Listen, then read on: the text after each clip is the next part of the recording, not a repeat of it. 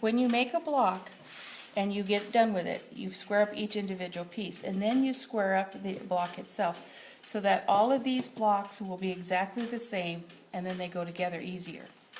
The way to do that is you find out what the common width of your block is. Now this might have been a 8.5 inch block when it was supposed to be done, but depending on what your sewing machine 1/4 inch really is, whether it will be 8.5 inches. If they're all exactly the same, it doesn't matter if it's 8 1/4 or 8.5 or 8 3/4 or what it is. But every block has to measure that same distance in order for it to go together properly. The quilt, all the blocks.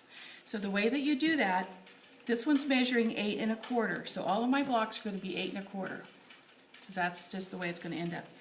And you take your rotary cutter and you do the 8 1/4 around here, and you trim off anything that's hanging over that.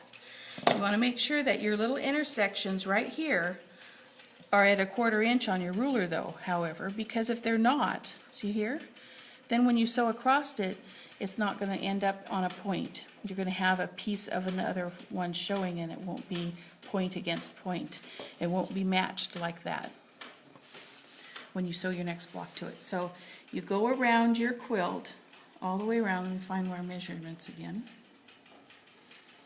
And you trim off each side. Now, and sometimes you don't have to trim. There are times when you just don't have to trim at all. And that's good, because that means that you made your seams properly. And so you just trim. And whether I can't even see what needs to be done on that side. And then you turn your block around. This is the one intersection corner, the 90-degree we trimmed. And you put it there, and then you bring your ruler around, and you set it back on the 8 1/4 for this one and this one. And make sure that your 1/4 inches are where they're supposed to be, here and here. And then you trim these two sides off. Now when you go and sew this, all of these are going to be 1/4 inch away from each other, all of these, and then it'll end up just like this, going up against another one. And that's how you get all your points going together where they're supposed to be and keeping everything precise.